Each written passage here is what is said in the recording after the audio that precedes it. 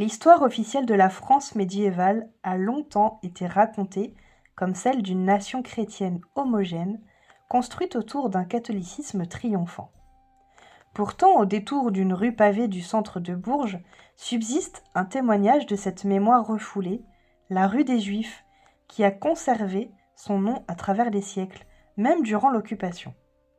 Cette persistance toponymique révèle une réalité historique longtemps minimisée, celle d'une France médiévale plurielle, où chrétiens et juifs cohabitaient, dialoguaient et parfois s'affrontaient, mais en tout cas, ils construisaient ensemble, malgré eux, une société complexe et multiconfessionnelle. Bourges, capitale du Berry et ville royale des 1100, constitue un observatoire privilégié de cette histoire alternative. La présence juive à Bourges remonterait au VIe siècle. Après une première expulsion au 7e siècle suite à leur refus de conversion au christianisme, les Juifs reviennent et s'installent durablement. Des documents administratifs attestent de l'existence d'un quartier juif dès 1020, situé au sud de la ville. Cette ancienneté témoigne d'une implantation profonde, bien antérieure à l'âge d'or du judaïsme ashkénaze dans le nord de la France. Au cœur de ce quartier médiéval, à l'angle de la rue des Borbounous et de la rue des Juifs, subsiste un immeuble qui aurait servi de synagogue au Moyen Âge. Les sources évoquent même l'existence d'une seconde synagogue dans le secteur, témoignant de la vitalité de cette communauté. Cette géographie juive s'inscrit dans le tissu urbain de manière visible et assumée, à quelques pas de la cathédrale Saint-Étienne, dont la construction débute au XIIIe siècle. Fait remarquable, lorsque Philippe Auguste décide en 1182 d'expulser les Juifs du domaine royal et de confisquer leurs biens, la communauté juive de Bourges, bien qu'ayant subi quelques confiscations, ne fut probablement pas affectée par l'expulsion générale.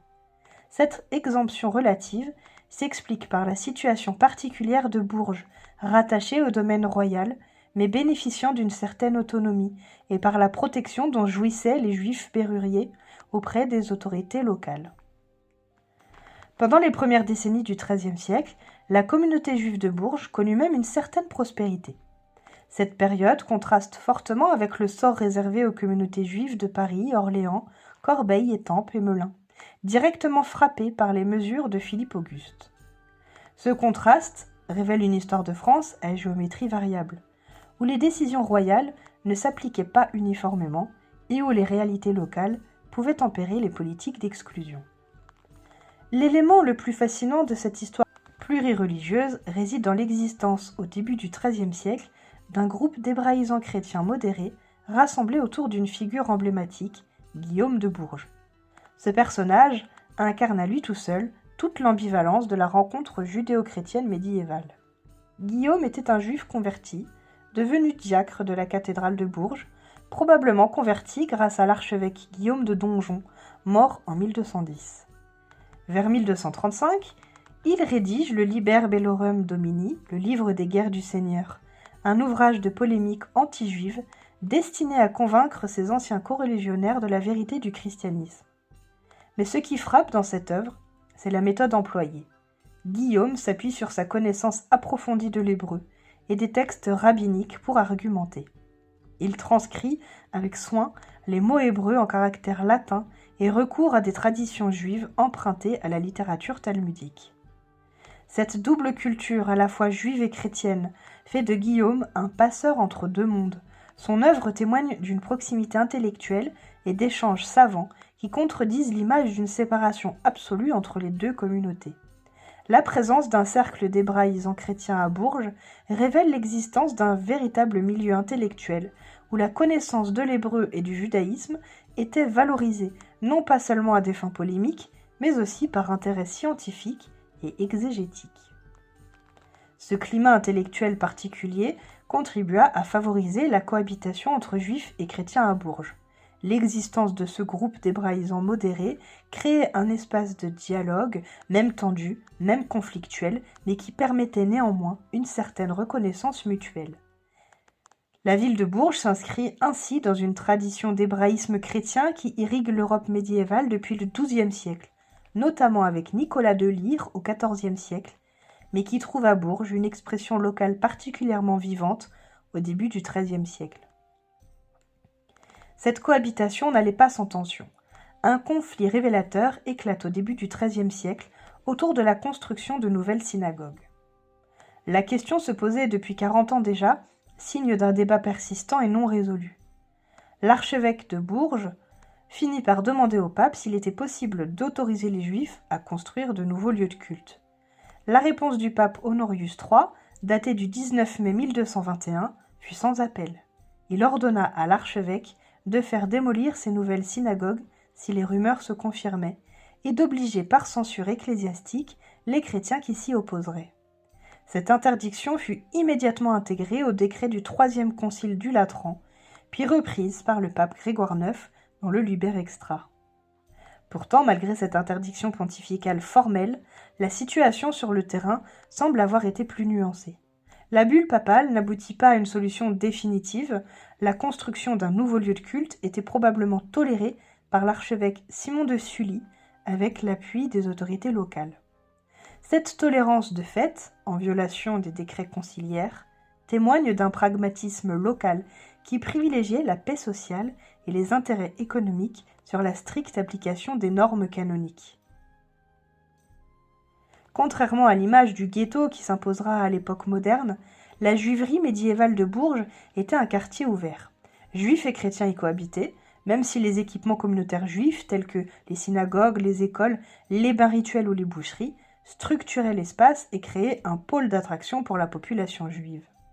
Cette cohabitation quotidienne dans les mêmes rues, sur les mêmes places de marché, créait inévitablement des relations de voisinage, des interactions commerciales, mais des conflits aussi. La persistance du nom rue des Juifs à travers les siècles, y compris pendant les périodes les plus sombres, est remarquable. Cette permanence toponymique révèle que dans la mémoire collective berruyée, la présence juive médiévale n'avait pas été complètement effacée. Même après l'expulsion définitive des Juifs en 1394, même pendant l'occupation de 1940-1944, les Berruyers ont continué à appeler cette rue par son nom médiéval. Cela constitue une forme de résistance involontaire à l'effacement, un témoignage silencieux mais obstiné d'une diversité passée. Comme dans le reste de la France, les Juifs de Bourges durent finalement quitter la ville au XIVe siècle. L'expulsion générale de 1306, ordonnée par Philippe le Bel, marqua un premier tournant. Contrairement à ce qui s'était passé en 1182, cette fois-ci l'expulsion toucha l'ensemble du royaume, et Bourges n'y échappa pas. Les synagogues furent converties en églises, les biens juifs vendus, et les stèles des cimetières dispersées. L'expulsion définitive de 1394 sous Charles VI mit fin à plus d'un millénaire de présence juive continue. Avec le départ des Juifs, c'est toute une partie de l'histoire de Bourges qui fut progressivement oubliée. L'historiographie officielle, focalisée sur la construction d'une identité nationale chrétienne, n'avait guère de place pour cette histoire plurielle. Le récit national privilégiait la figure d'une France catholique homogène, fille aînée de l'Église, minimisant ou occultant les périodes de coexistence religieuse. Cette amnésie historique a des conséquences jusqu'à aujourd'hui. Combien de Français savent que leur pays fut pendant des siècles une terre de pluralisme religieux, que les synagogues jouxtaient les cathédrales, que des savants chrétiens étudiaient l'hébreu auprès de maîtres juifs. L'histoire de Bourges médiévale nous rappelle que la France s'est construite non pas malgré le pluralisme religieux, mais avec lui, par lui, et parfois contre lui. Cette construction fut conflictuelle, ambiguë, souvent violente, mais elle ne fut jamais monolithique. Le dialogue entre Guillaume de Bourges et ses anciens corélégionnaires, la tolérance de fait des autorités locales face aux interdits pontificaux, la cohabitation quotidienne dans les rues du quartier juif, tout cela dessine une réalité historique bien plus nuancée que le récit officiel. Cette histoire alternative ne vise pas à idéaliser le Moyen-Âge en une sorte d'âge d'or de la tolérance. Les massacres lors des croisades, les accusations de meurtres rituels, les expulsions répétées, les humiliations quotidiennes rappellent que cette coexistence s'effectuait dans un cadre profondément inégalitaire et souvent hostile, mais elle invite à reconnaître la complexité du passé et à refuser les simplifications. L'histoire de Bourges interroge frontalement le lien entre religion et identité nationale. Si la France s'est longtemps définie comme la fille aînée de l'Église, elle s'est construite en réalité dans un rapport complexe aux religions plurielles qui habitaient son territoire. Le récit d'une France éternellement chrétienne et homogène est une construction a posteriori qui gomme les aspérités d'une histoire bien plus diverse. Les décisions d'expulsion ne vinrent pas d'une hostilité religieuse populaire spontanée, mais de calculs politiques et fiscaux des souverains. Les populations locales, confrontées à la réalité économique et sociale, développaient souvent des pratiques plus accommodantes. Cette disjonction entre les politiques d'en haut et les réalités d'en bas est constante dans l'histoire religieuse de France médiévale. À l'heure où la France contemporaine réfléchit à son rapport au pluralisme religieux et à la laïcité, l'histoire médiévale de villes comme Bourges offre un miroir inattendu. Elle rappelle que la diversité religieuse n'est pas une nouveauté importée, mais une donnée ancienne de l'histoire française. Elle montre aussi que la coexistence religieuse fut toujours un processus conflictuel, jamais apaisé, constamment renégocié. La rue des Juifs de Bourges, avec son nom têtu, qui traverse les siècles, nous invite à ne pas oublier cette part de notre histoire. Elle nous rappelle que la France s'est construite non pas dans l'uniformité, mais dans la tension féconde et douloureuse entre les communautés différentes qui ont dû apprendre à coexister, parfois à dialoguer, souvent à s'affronter, mais toujours à composer avec l'altérité. L'histoire de Bourges médiévale n'est pas une parenthèse exotique dans l'histoire de France. Elle est au cœur de ce qui fait la France, dans sa complexité, ses contradictions et sa richesse.